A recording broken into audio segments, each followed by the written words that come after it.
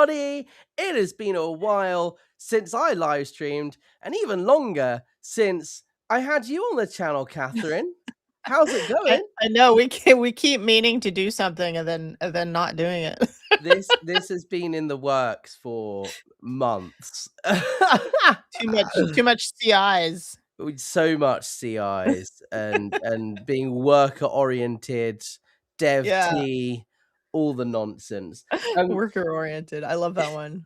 So, guys, I'm still a bit sick. I've been sick for like 3 weeks now. I'm done with it. So I'm going to try and keep this live stream fairly short because I'm still not 100%. But we're here. And we've got two things to talk about. Obviously, the title, we're talking about the Rehabilitation Project Force, the RPF, Scientology's prison camp and punishment system. But first, I want to talk about something that's happening in just a few days to do with the Aftermath Foundation, which is, as many of you already know, is a charity that helps people escape and leave Scientology and set up new lives independent of the Church of Scientology. So we're going to talk about that first, and then we'll go into the RPF. Before we do that, let's say hello to everybody in the chat. Are you sure you want to go into the RPF, Alex? I don't think you want. I don't want to go into the RPF, no. We'll talk about the RPF. Oh, okay, good. Okay, good. Just checking. Gary Palmer, Millie is here, Zoe in the house, Angela here, from one live to another. Hello from France. Yeah, Blown Forgot Good have just finished their live streams. I think a lot of people have jumped over from there. Thank you so much. Becky Big Brother fan, Mary Kay from New Mexico, Haggis Basher is here, Miriam. Oh, good, New Mexico. Hey, that's right near Colorado. You should come to the fundraiser. Come to the fundraiser. Yeah, New Mexico is just not far away at all. Next state along, isn't it? Yeah, it's like under Colorado. Wow. Amazing. Right there, we'll do it. Yeah. All right. So for those of you who may not know who Katherine is, Katherine, you were in the C organization, Scientology's upper management, levels. You signed a $1 billion year contract and you escaped Scientology with the help of the Aftermath Foundation. You've been on the channel a few times before, so thank you for coming back. And you helped for having me, Alex. And you help the Aftermath Foundation, right? Like you are on the front lines of helping people escape. Yeah, I work with the foundation. I do all sorts of things. I talk to a lot of people, and I do all sorts of projects and things. And yeah, some things I can talk about, some things I can't. I helped a lot on the billboard campaign. I found the locations for all the billboards because I'm intimately familiar with all the Scientology organizations in Los Angeles and their bus routes. Yeah. That was a big part of the billboards, right? Yeah. For those of you who don't know, we put up billboards in Los Angeles and here in London promoting the Aftermath Foundation. And you looked up, we spent a lot of time looking up, okay, where are the Scientology buildings? What route does their bus take? And if we put a billboard there, where are they going to reroute the bus journey so they don't see the billboards? And then we were like, let's put a billboard there. So then there's no way of getting to and from the base without seeing one of these things, right? Yeah, I went on Google Street View and I traced the whole route of the whole bus route, and so I could find billboards along the way. And actually, one of them that's shown in this promotional video that we're going to show today, the one of Mike Rinder, that's like you'll see it like right on the corner on the right. To the left of that billboard is a freeway entrance, and that's the freeway entrance where the bus goes that takes the staff in from the apartments to the building that they work out in Hollywood every morning. I used to ride that route. And actually, I don't know if I told you this, when I was doing that, I was tracing on the Google Street View. And you know how you see cars that Google took pictures of at the time. I saw the bus on that route. Google captured the Sea Org bus on that route. That's hilarious. Isn't that funny? I was like, oh my God, that's the bus. What, captured on the Street View pictures? Yeah. That's so funny. Yeah. And you could see it turning like where I said it was going to go. And then this is before we did the billboards, but then you could see where the billboard was. I was like, I want that billboard right there. Wow. I wonder if they know. That's so funny. I mean, they probably do now. Oh, Well, they like do they now. know if I did that or No, if they know that their bus was captured on the street view. oh, then well, yeah, they do Well, they now. do now. Hi-oh, Yeah. sir. We know you watch these. It's probably still on there actually. Yeah, yeah. Yeah. Alrighty, let's watch this video. It's only short. It's on the Aftermath Foundation YouTube page. I hope the sound comes across.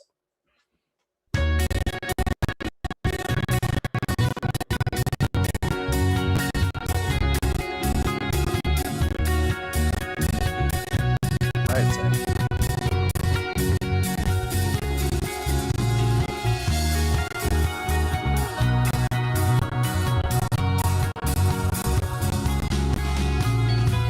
When the Aftermath Foundation was formed, we jumped at the opportunity to continue our efforts to help people start new lives. It's incredibly important to me personally, as someone who was born into Scientology and honestly never imagined I would be able to have the life I always had dreamed of. Being able to start over was incredibly meaningful to me personally, and so to afford that opportunity to others is absolutely something I am deeply committed to. There's never really been any smooth way for someone to leave Scientology. They're standing for the individual in Scientology who's being abused.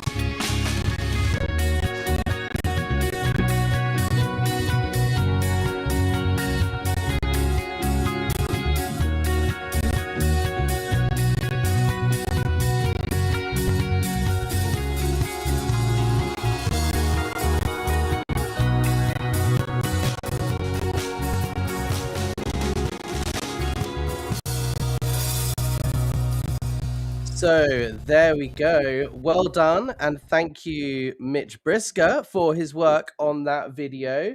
Thank you, Katherine, for texting me while it was playing to remind me that we're live. I was trying to text Claire. So for those of you who have no idea what this is all about, the Aftermath Foundation are hosting their first ever live in-person real event on, is it Wednesday, March 11th? Wednesday, yeah. Wednesday. Mhm. So it's called Comedy for a Cause. It's going to be in Denver, Colorado. So other side of the world for me. I can't be there, unfortunately. But if you are in or around Denver, please go. It's a comedy night. So and my understanding of it, it's not, the comedian's not going to stand up and make jokes about Scientology. It's like a No. standalone comedy show with a well-respected comedian. But the purpose of the event is to raise money and awareness for the Aftermath Foundation. So it's you get a ticket, you go and see a good comedy show, and just by doing that, you're helping people set up new lives outside of Scientology. Is that my understanding is right? Right. That's right. And we have a silent auction. Yes, indeed. So for those of you who excuse me, can't be there in person, Claire said the thing's not going to be live streamed, but it's going to be recorded and played later, right? Yeah, yeah, exactly. The comedy show itself isn't going to be live streamed. But we are going to have Mark's going to do a live stream, I think, ahead of time. And then maybe one after or something. I wasn't clear. He talked about it today, but I didn't totally understand. But we're definitely doing a live stream that people can join. Yeah. Just not of the show itself. Sure. But the complications attached to it. But the content will be up Yes. after the event, right? So Yeah. you can watch it if you're not going. Absolutely. And you can participate, I believe, in the silent auction without being there in person, right? Because that's online. Yeah. Yeah. Anybody can participate in that.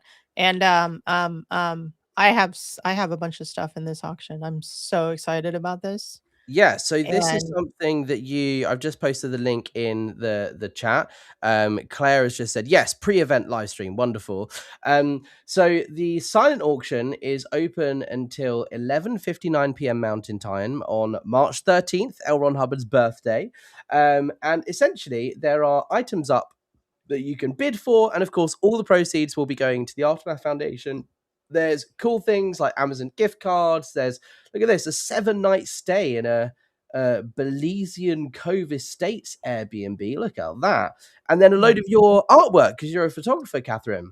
yeah, and this is a very special series. So This series of photos was taken within a week of me escaping from the Sea Org, and these are all from Colorado, which is where I landed.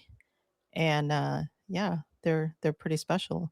And So also there's going to be something in here that isn't there yet, but it's going to be, you'll be able to see it tomorrow, which is a drawing that my dear husband did. And amazing. it's yeah, wait till you see it. So if you bid on here for the item, the silent auction, they're prints, right? Of the Yeah. photograph. Yeah. So Yeah. physical item, you Yeah, it's fine art prints, 16 fine by art 20 fine prints, art prints. exactly, and the money all goes Framed and everything, yeah. framed as well, nice, and it all Framed, goes signed, towards helping numbered. the Yeah. Aftermath Foundation. There's also other fun things in here, like a ticket for the Denver Art Museum, Elitch Gardens season passes, gift certificates for a hair salon, a Louis Vuitton bag, main event family pack, a stay at the Ritz Carlton in Denver. Like, I think this is a really, really nice way of supporting the Aftermath Foundation if you can't be Yeah. there for Comedy for a Cause in person. And it's a way of like potentially getting something back, right? You're not just donating, you're donating, Yeah. but it's a bid. So you may win something to say thank you, right? Yeah, definitely. Can I say one more thing, which is that that series of photos is in limited edition, and it's really special. I mean, I know some people know I have an Etsy shop and stuff. This is something that's it's not that. It's very special. That's I all. love it. Thank Becky Big Love you. is saying beautiful photos. You're so talented. And Claire here as well, confirming we will have tons more items added to silent auction over the Yeah. next few days. So I've just posted a link in the chat. I'll put it in the description down below as well. So yeah, please go and support this event if you possibly can. Kathy here is saying, hello, if we cannot be there in person and we bid on something and win, would our item be mailed to us? I would Yes. imagine so, yes. Yes. Yes, definitely. There we go. It's just if it's out of the US shipping, then you might have to pay a little bit for the shipping, but we'll work it out. Sure, I'm sure that could all Yeah. be covered for sure. Excuse me. Angela here saying, what's our time difference, please, Posset Alex? Is an hour earlier than me, but Catherine, are you earlier as well? So yeah, your clock's changed in the US last night, but ours haven't in the UK just yet. So on the West Coast, you're currently 7 hours behind the UK rather than the normal 8 hours behind the UK. Yes. So you're I'm just looking at my thing. So 8:45. 8:47 for you right now, right? Yes. Yeah. There we go. All right. And then one other thing on this Comedy for a Cause event, I just wanted to share this. Leah Remini, who is a very well-known actress over in the US, who obviously did the Scientology Leah Remini Aftermath TV show a few years back, wrote a statement for the event, promoting it and talking about the good work of the Aftermath Foundation. And I wanted to just share that here because it really does. It's a good explanation of what the Aftermath do and why it's so important that people support it. So this is what Leah Remini said. Leaving Scientology and the Sea organization is not like leaving a real religion. When someone escapes or attempts to escape, they don't just lose their family, their friends, and their entire community overnight through enforced disconnection. A multi-billion dollar organization then goes to work. As Mike Rinder said, if you want to see the differences between a real religion and Scientology, just look at what they do to you when you try to leave. People who escape are subjected to intimidation, surveillance, smear campaigns, aggressive legal tactics, and efforts designed to discredit them publicly and professionally. The goal is clear: make rebuilding so painful and destabilizing that others are too afraid to follow. You are not just walking away from beliefs. You're walking away from an institution with enormous financial resources and a documented history of retaliating against those who escape and speak out. That is why the Aftermath Foundation exists. It is the only organization solely dedicated to helping people escaping Scientology and the Sea Org rebuild their lives safely. They provide emergency financial assistance, relocation support, housing help, career guidance, and real-world stabilization when somebody has been cut off and targeted. The Aftermath Foundation exists because leaving Scientology is not simply a personal spiritual decision, it is an act that triggers organized retaliation.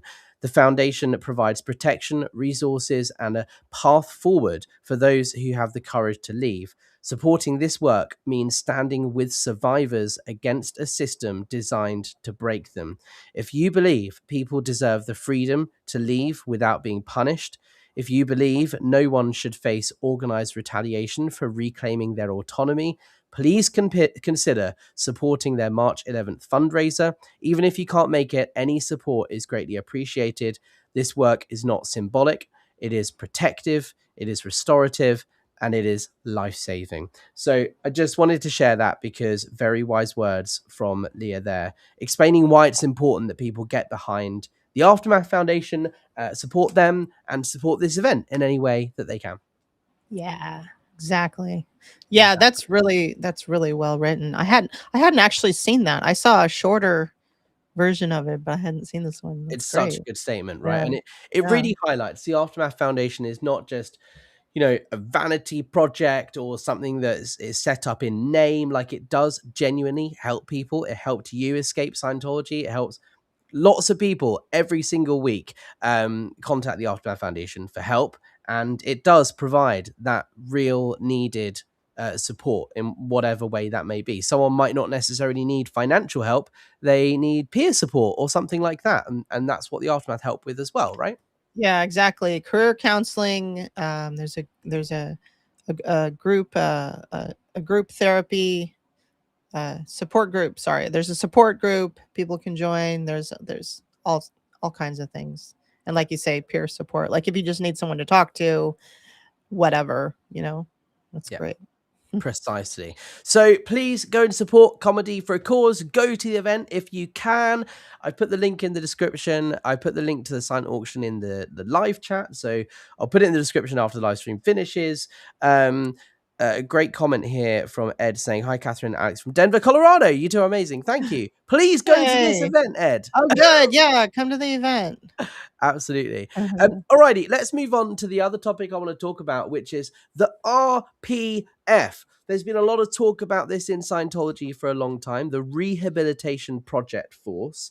Katherine, do you want to maybe explain what the RPF was originally, and then we'll get on to how it's changed and what it looks like now? Like, what were you told when you joined the Sea Org, or when you first heard about the RPF? What was the message you were told versus what it actually was? So the RPF was for people who basically messed up on post or went out 2D. They used to send people there for going out 2D, but then they just started kicking them out. But yeah, you really had to mess up badly on your job, and it was usually done by committee of evidence, unless in the case of Miscavige just telling somebody they were going or whatever, like, oh, you're gone to the RPF. Like he didn't care about any justice procedure or anything. He would just get rid of people. Yeah. But I didn't personally experience that, and I wasn't at the int base. I was at middle management, which is right under the int base, like administratively. So I didn't directly experience that, but I definitely saw people go to the RPF over the years. I definitely knew people who went to the RPF over the years, and I was just like, I was always like terrified of it, because it was like these people running around in black, and they weren't allowed to talk to anybody, and they weren't, they lived in a different, they had to live on the base where the RPF was, and they just worked all the time, and a lot of them were there for many, many years. Like I remember at one point there were like 200 or 300 people on the PAC RPF, and I remember somebody saying, "Oh yeah, it's the size of a St. Hill size org," and that was just the name for an organization that was a Scientology organization that was like fully manned with all its staff, and like had everything it needed in terms of the amount of staff working there. So it was like, oh my God, the RPF is big as the St. Hill size org. And I remember that going around like several times. Wow. As a thing. And Yeah. the PAC RPF, I know, they built all the furniture for the new new building that was opening, Scientology org that was opening. They did all the signage, they did all the furniture, they did a lot of work around the base. I mean, I know Chris Shelton has also spoken about what was done because he was on the PAC RPF.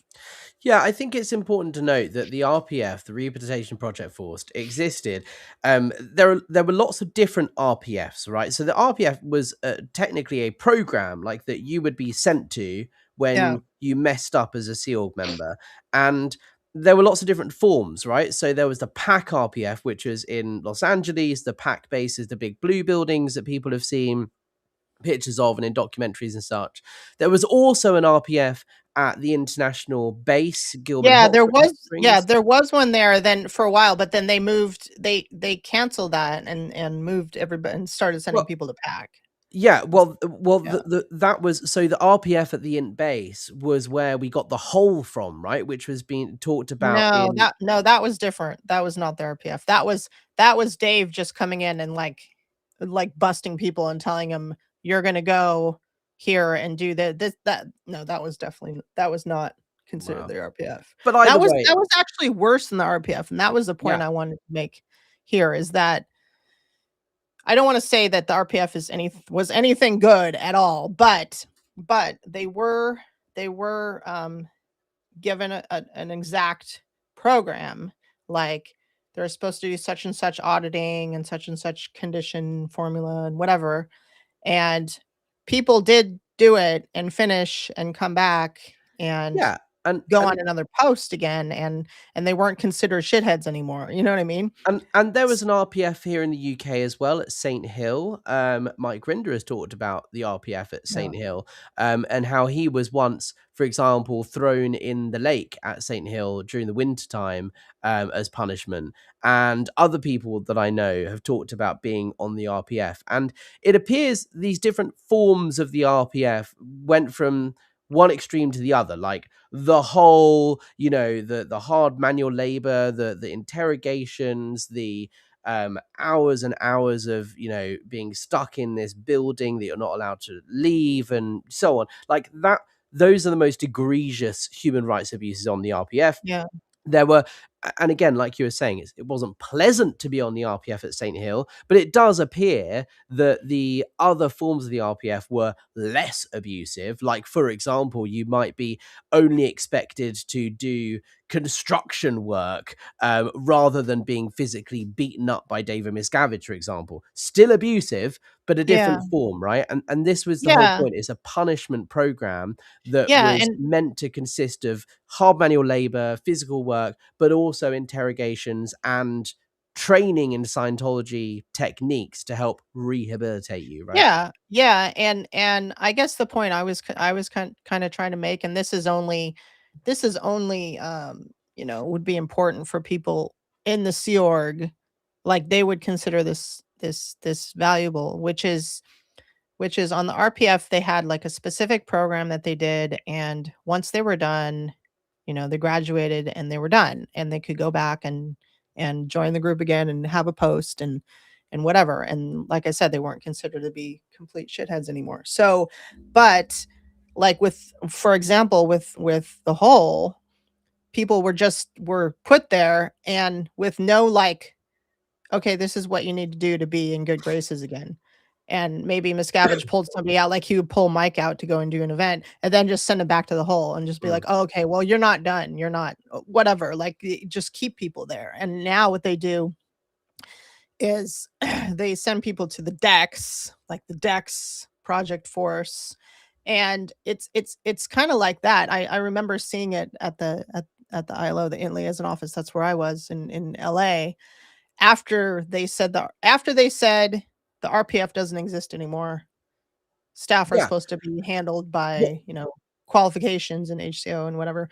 But then they still have people where it's like, oh, you fucked up, and they put them on the decks, and then they're just like, okay, well, what do I do now? And they can just be there for an unlimited amount of time. And Well, it's just like, this is the thing that I wanted to bring up is, right, in Scientology, policy is policy. What L. Ron Hubbard wrote is Yeah. what you have to do, and it cannot be changed.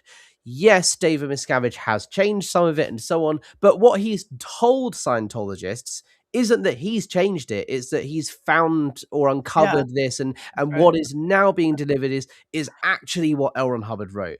The lie, that's a lie, but the story is still that it's Hubbard's writing. So it's not like, if Hubbard wrote, you have to do the RPF. If you've messed up, the RPF consists of this, this, and this, right?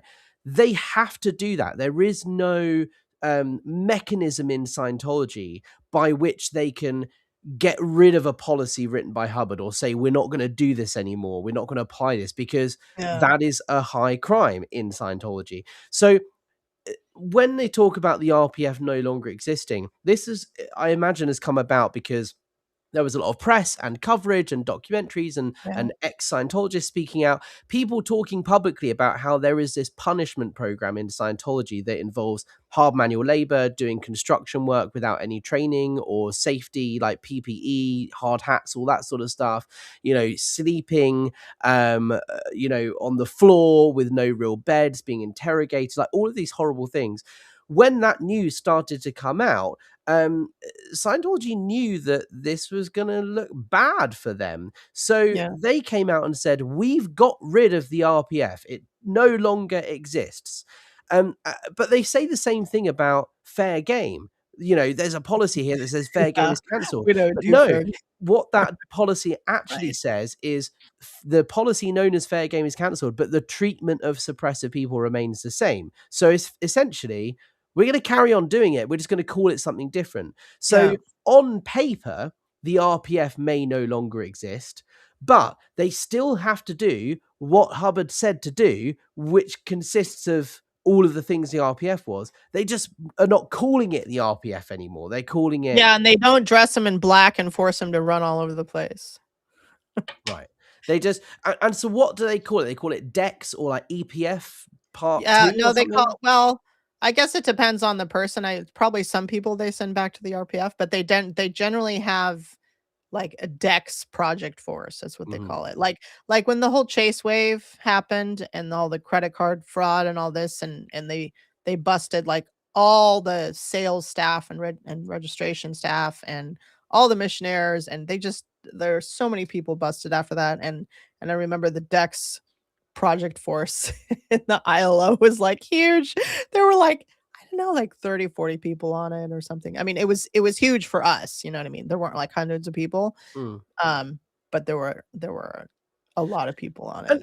And was it announced to you as a SEAL member that the RPF no longer exists? Like how No, there wasn't an announcement. I found out because you just stopped hearing about it, and you just suddenly started hearing about this new thing called the DEX Project Force. No, not even that. Like, it's not like somebody said, oh, we don't have the RPF now, we have the DEX Project Force. It was just like, I think I was talking to someone and then they said, oh, there's no RPF anymore. I was like, what do you mean there's no RPF? No, there's no RPF. The RPF got canceled. I'm like, what? And then I think that maybe there was something said at staff meeting where it was like, yeah, that we're not doing we're not having the RPF anymore. It's staff are handled by HCO and Qual. Like, that's how you handle staff. And we're just like, what? But nobody said, oh, now we're going to do the DPF. But you would start to see people turn up on the decks. And I would start to see it specifically because I worked in the kitchen.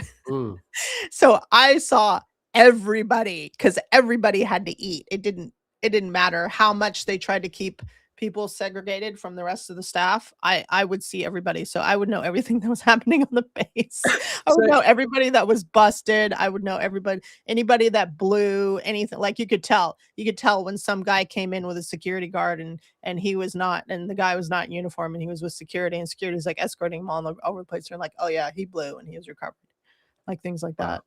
So there wasn't like a moment of rejoice when you heard the RPF is over, it's been cancelled? Because if you're a SEAL member and you know kind of what this thing is and you know it's punishment, you said earlier you're kind of scared of it. Like, if you heard this thing is no more, I would imagine that would be like, oh, thank God, right? There's no longer this threat of being punished. Wow, amazing. But that didn't happen because you knew No, it was still going on, right? yeah, well, I never thought of it that way. I just thought like, well, what do they do with people then? Like, what happens to people? I'm like, Exactly. What I'm do like, they do do they with them just? instead? Yeah. And I was like, are they just gonna kill? Like, if I mess up, are they gonna just kick me out? Like, I didn't want to be kicked out. You know what I mean? So I Yeah. was like, well, what happens to me And if I and do something that's the thing irrevocable? that I wish members of the public who have never been in Scientology, like, for example, people who live in East Grinstead, who are familiar with Scientology existing, right? Or members of parliament who I've been speaking to, whatever. This is the thing I want people to understand is the way Scientology works. They will say, this is no more. But as a SEAL member, you just demonstrated your first question, your first thought wasn't, yay, amazing. We can, they've stopped doing this horrible, abusive thing now. It was, well, what are they doing instead? Because in Scientology, they cannot change. They have to do the thing, right? And so when they say it's cancelled, it's just a PR thing, right? People don't understand that Yeah, Scientology will just say whatever they need to say to pull the wool over people's eyes. If you know anything about Scientology, you'll know that the mindset you need to take is not, oh, great, they've stopped it. It's what are they doing instead, right? yeah, exactly. Well, it's like, okay, so what? How are they still doing this and calling it something else? They're Yeah. still doing something because they're always going to have people that blow, and they're always going to have people that like mess up on their post or decide they don't want to do their post anymore and just walk off and are like, I don't want to do this anymore. And it's like, oh, what are we supposed to do with these people? And they don't necessarily want to just kick them out because they're so desperate for staff. So it's not going to be like, okay, I don't want to do my post anymore. Okay, well, we're just gonna you're gonna leave the Sea Org. They're not gonna do that to everybody. They're gonna try to handle them in some way. So there has to be some place for them to go. Yeah, So, yeah, precisely. Claire has a yeah, great comment here. As is typical of Scientology, they'll change the name, same book, different cover. yeah. Just look at Guardian's office, renamed to Office of Special That's Affairs. right. Exactly. Because the That's right. Guardian's office got busted for the largest infiltration of the US government in its history. So Scientology said, oh, okay, you don't need to reprimand us any more than you already have. We've stopped that now. We've got rid of the Guardian's office, no longer exists. And then the government and law enforcement go, okay, fantastic, wonderful. We don't need to worry about that anymore. But no, they just started up a new thing with a different name that That's follows right. exactly the same policies. That's right. And a lot of people that were in the Guardian's office went to the Office of Special Affairs. Yeah. I mean, now they're in their like 70s and 80s and they're getting really old, but yeah, Yeah, definitely. precisely. Zoe here, who is on staff down at St. Hill, says arose by any other name. They may have Hey, that's changed the my middle name, name. but they still had need to have people on that hard manual labor. Otherwise, who is going to do it? Yeah, precisely. Yeah. Yeah, that too. That too. That's actually totally true because there are states, the states units or sections of the org are always undermanned. They're always undermanned. Like you have this huge, 13-story building and you have like less than 10 people in estates. It's ridiculous. So Yeah. it's like, so you almost like go like, okay, well, I want to, oh, and you know what they used to do with the ILO? They would not let people who were on the decks, a lot of times they wouldn't let them work in estates. They wouldn't let them work in the galley, like specifically in the galley. They wouldn't let people work there. It was so annoying. I was like, there's all these people. Why can't some of them work for me? Wow. And they're like, oh no, sorry, they can't work in the galley. And they had to like be completely they had to be completely separate from the rest of the staff. Yeah. So And that's another thing that people should understand. It's like in any normal corporation, right? You have a big office building, a headquarters, whatever, right? You would have like external contractors. You'd have a facilities manager who's responsible for making sure the building is, kept in, good shape. But if something needed fixing or, the air conditioning broke or the toilet stopped flushing, whatever, most companies would then hire an expert, a professional to come in and fix the problem, right? They'd have IT experts, they'd have plumbers, they'd have electricians. Like if they want to build an extension to the property, they'd hire a construction company, right? Scientology don't work like that. Everything, as much as they possibly can, is done in-house by that's right. untrained SEAL members. So if you are a SEAL member and your job on Monday is to, I don't know, be an auditor. You know, you're auditing people, delivering Scientology. If you mess up and you get put on the RPF, the very next day, you're no longer an auditor. Your job is to build the new, you know, extension to St. Hill, or fix the Yeah. light bulb wiring issue in the Great Hall, or whatever it may be, right? Because they don't want to hire external help as much as possible. You just reminded me of something. So the guy that was posted as the engineer in the building where in the ILO where I was, so we used to have problems with the elevators all the time. 12-story building, and we could not keep the elevators working because they didn't do regular maintenance on them. They weren't upgraded. They should have been upgraded like years and years and years ago. So there was 3 elevators. So one of them broke down and didn't work for like years. And the engineer used to take parts from that elevator to keep the other one running. So there had to Wow. be at least one elevator for the staff to go up and down. And of course, Miscavige had his own personal elevator, so nobody was allowed to use that in case he came to the building. Jeez. And Actually, that's something like any other multi-billion-dollar corporation that's raking in hundreds of dollars a year in donations. Like, you would pay the small fee to get Yeah. an elevator company to come and fix the elevator. But no, it all has to be done in-house by untrained people, right? Yeah, yeah. I Yeah. mean, actually, the engineer there had quite a bit of training, but still, he shouldn't have been working on an elevator himself. It's like, that's dangerous.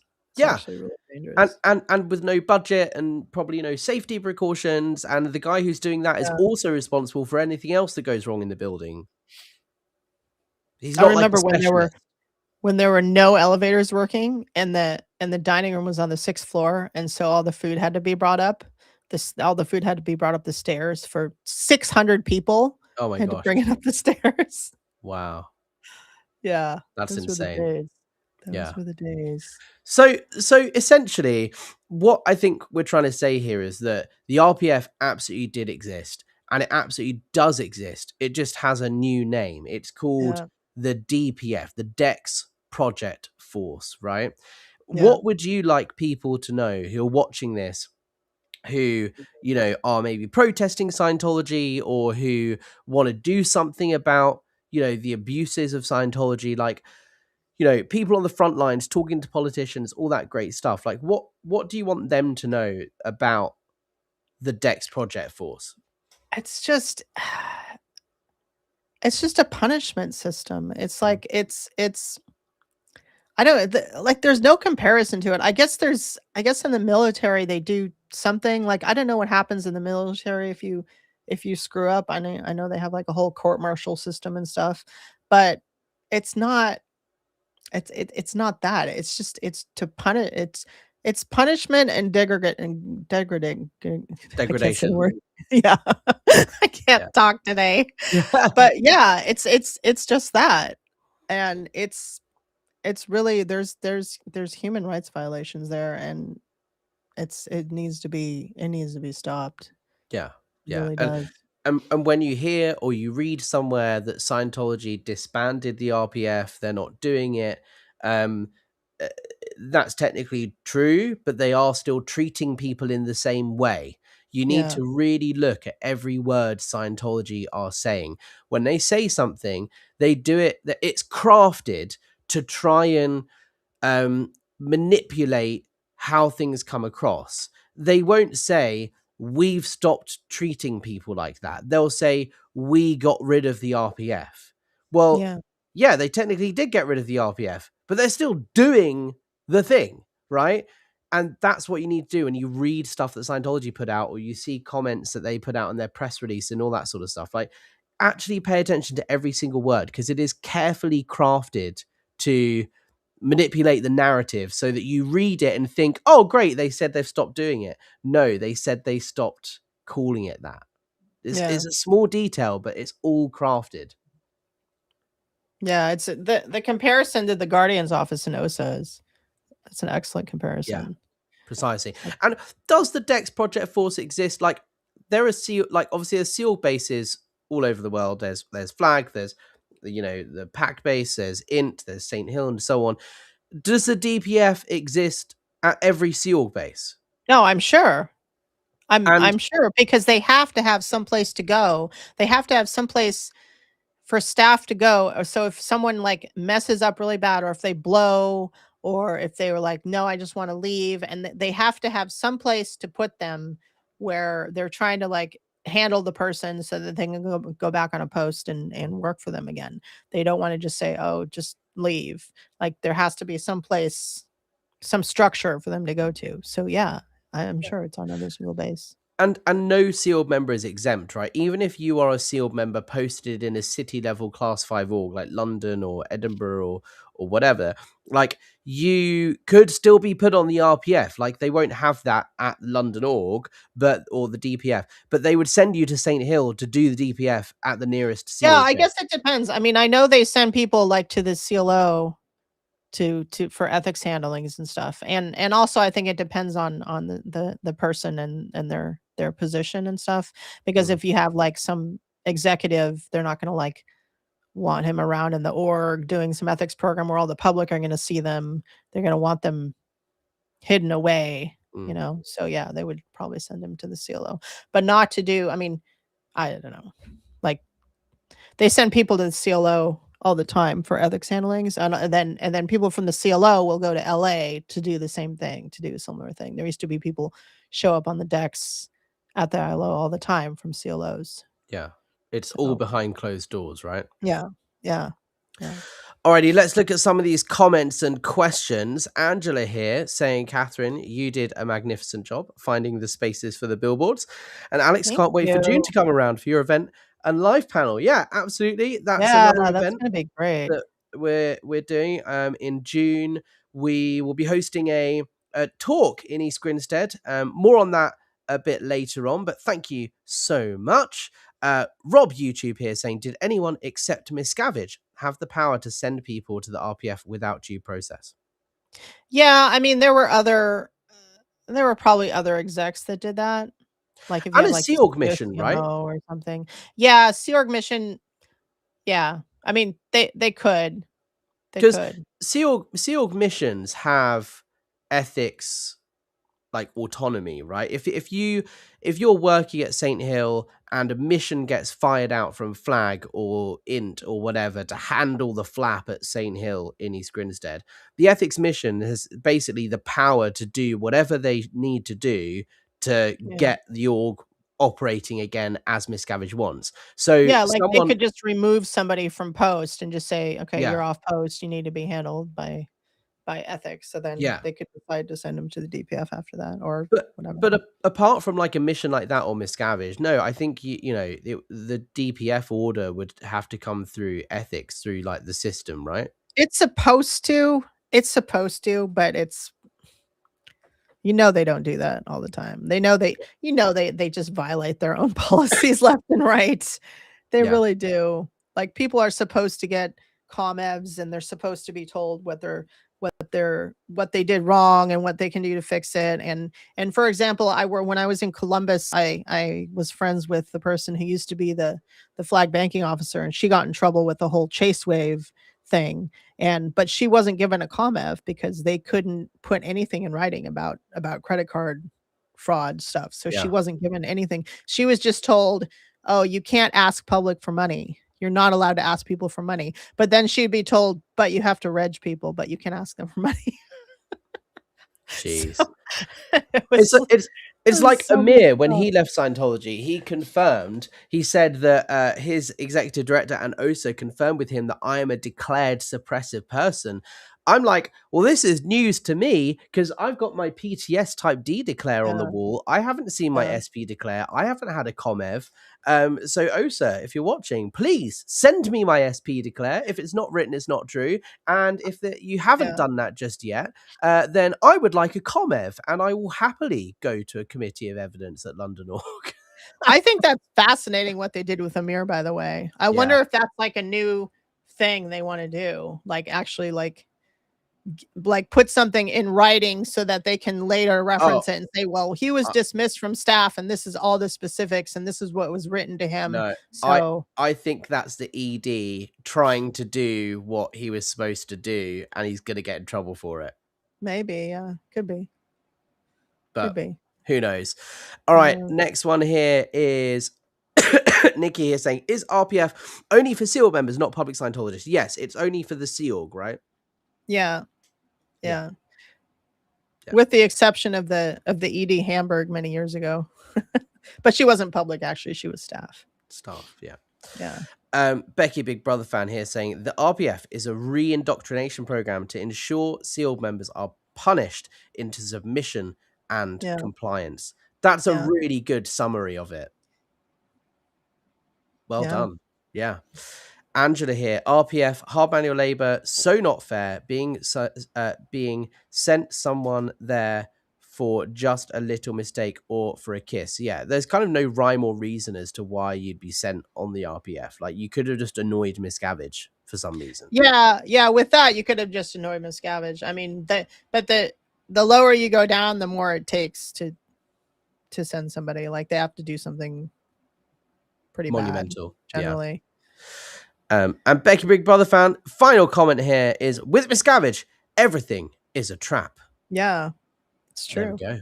Not even just with Miscavige, just with Scientology as a whole. So, well, thank you so much, Katherine. Is there anything else that you want to mention or talk about while we're on the topic of the DPS? Please support the fundraiser. Yes. This is so exciting. I'm going to be there too, by the way. So if anyone's coming, I'll meet you. Amazing. Here is the link. It's really exciting. This is in the description. Comedy for a Cause, an evening benefiting the Michael J. Rinder Aftermath Foundation. Tickets are available. They're just $20. Go along, have a great night. It's a comedy night with a very well-known comedian called John Novosad. And of course, just by going and having a laugh, you'll be supporting the Aftermath Foundation. So please do go along, get a ticket. And if you can't be there in person, take part in the silent auction, or just, hey, straight up donate to the Aftermath Foundation, right? Just send in a donation. Yeah, exactly. Awesome. Well, Katherine, thank you so much. And thank you, everybody, for joining in the live chat. Make sure you press the like button, subscribe, all that jazz. And we'll see you guys on the next one. Bye.